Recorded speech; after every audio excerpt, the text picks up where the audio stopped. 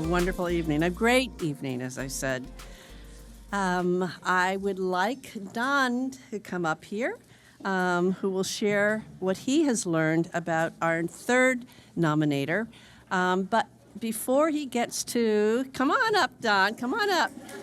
But before he starts talking about his nominator, I want us to give a rousing round of applause and a thanks to Don, who has served on the board of the Carlson Family Foundation and the Above and Beyond Foundation for 23 years.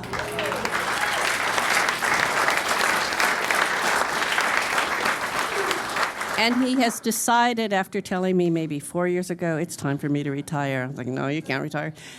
3 years ago, it's time for me to retire. No, you can't retire. 2 years ago, and then finally this year, he is officially retired from the board. So thank you for your service.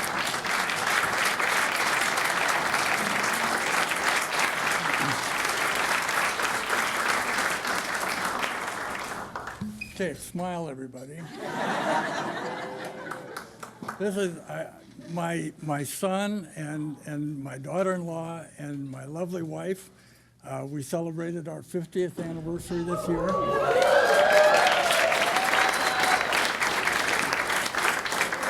So I wanted to get them, but actually my father and brother are here too, so I have to take a panoramic shot. So hold on for just a moment. And do the wave, everybody. This is the way I want to remember you all. Thank you.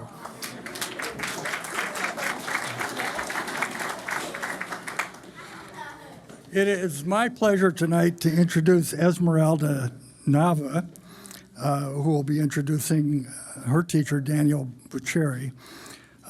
Esmeralda's parents came from Mexico, and neither of her parents even went to high school. So she came from a family that had no experience with education and no experience with the United States. In fact, she said they really had no idea what it would be like here. Her parents didn't speak English, still don't.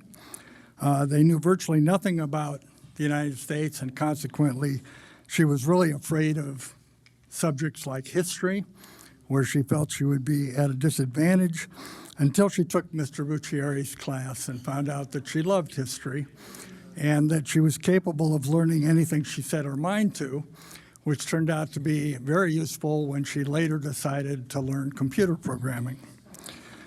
She mentioned among the things that she didn't know about the United States that her parents didn't know either is they had no idea that we had ever had slavery in this country, much like the people of Florida.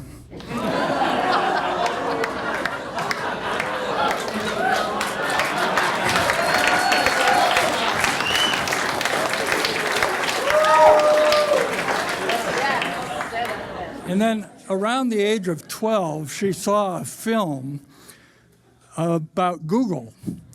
And she admired the incredibly beautiful offices that people had at Google.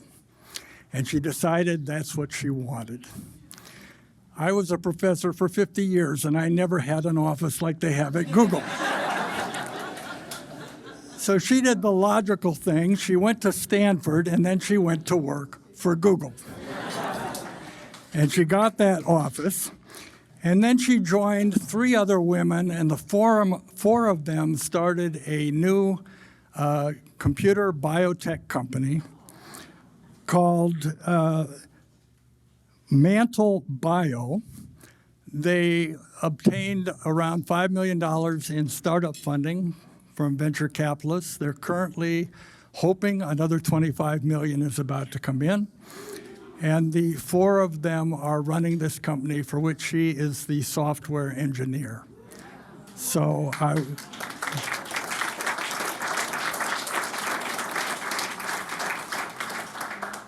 I guess she finally learned how the United States works. And I would like to invite Esmeralda to come up.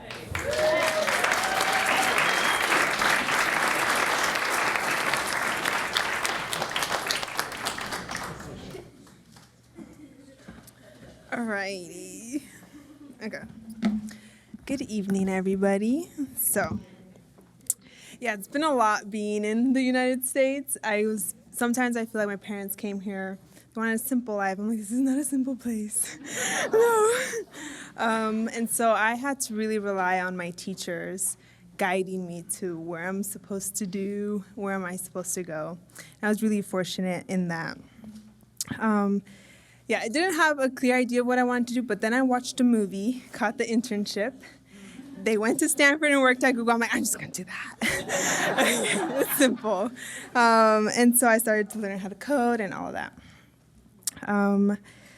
Let's see. I really thrived in validation from my teachers because I didn't really get much at home. It was just like, just be happy. And I was like, no, there's like more steps to this. And so a lot of my happiness came from if I had straight A's or whatever. And so I was really for the disconnect there from home, not really being studious focused versus school. Teachers had to like, hey, you're doing a good job. This actually matters. Do good in school. There's this thing called college. You should probably go there. And that was really important to me. And Mr. Buccieri mentioned college too. And I was like, yes, I'll go there. But despite my love for learning, I hated history. I was really scared to take it. But then I walked into Mr. Buccieri's class, and I was like, oh, this isn't that bad. He would make the room be like a museum and have music of the time that we would learn, or we'd make videos. And I was like, this is really cool.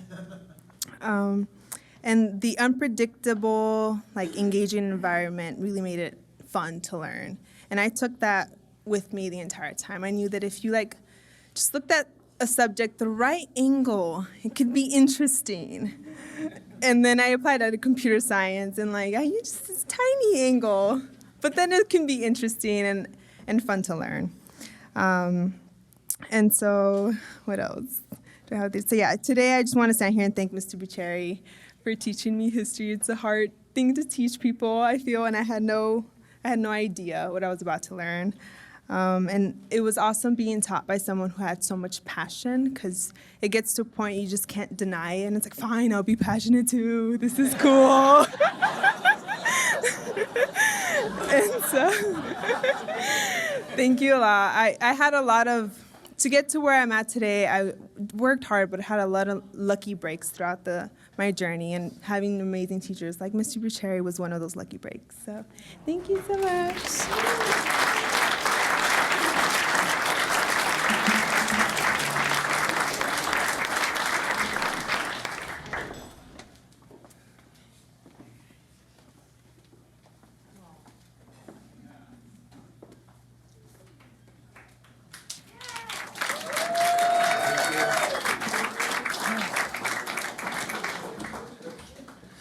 Oh, man. Thank you, Esmeralda. Thank you so much from the bottom of my heart. And all us teachers in here, we got big hearts, right? We could fit the entire world in our heart. It's a teacher's heart. So thank you, Esmeralda. I remember I met Esmeralda. She was in my honors world history class, an excelling 10th grade. And she's like, I should take an AP World. I'm like, yes. And next year, I'm going to take AP US History. I'm like, yes, in my class. And such a determined, persistent student, would not accept anything less than her best. But one thing that really stands out is, is it just my school? But sometimes there's a challenge to get parents to come to parent conference night in high school, especially the older they get, right? No news is good news sometimes. But Esmeralda's mom and dad would come every single conference. And they wanted to hear how she was doing. And I was so happy to go on. And I would practice my Spanish. And when I didn't have the words, I would say them to Esmeralda. I'm like, tell your parents. And the light in their eyes, it just, it's those moments. So thank you. And I still show the video that you made in class to my students now as a model. Esmeralda took a Langston Hughes poem, I Dream a World, and went around Los Angeles, Santa Monica, Venice, downtown, getting little clips of different things she saw on her phone, and paired the things she saw with the poem, and set it to a piano version of Dream a Little Dream of Me, and it's beautiful. So So thank you, Esmeralda, and thank you above and beyond. I mean, when do we teachers get to be made to feel like stars? You know, this is a way. You know, we do this so that our students become the stars. So this is a little different, but thank you. I don't know if you met my daughter. She's been trying to meet all of you, but she's been telling everyone the last couple of months. She's 7. She's like, we're getting sent to San Francisco soon. And a limo is going to pick us up at the airport. And people say, why? Because my daddy's one of the 4 best teachers in the United States. All right. And so it feels real good to see my children being proud that I'm a teacher, and my wife Kimberly always supporting. But so this last year was my 20th year in the classroom. I had taught 10 years in middle school, and I had finished 10 years at high school. And I was like, we all get that moment, like, well, what's next, right? What's the next 10 years going to be? And I was wondering, like, is it still in the classroom? A coordinatorship, a specialist? Like, what would the next years be like? And I was wrestling with that, and then I got an email from Beverly, saying that there's this award, and she wants to come watch me teach. And like, I didn't know that went back like even way before that. Everyone else knew about it but me. And I'm like, you know what? Nah, like right now, maybe not forever. Right now, the classroom, that's my spot, right? Because it's such a special place, right? Like when else in life do you get to be sitting together every day in community with each other, right? Where else do you get to be, that we're going to speak to one another, and we're going to listen to one another, and we're going to question, and we're going to struggle, and we're going to laugh and laugh and laugh, and we're going to be creative because, and I tell this to my seniors, like, this is the best. They're like, what?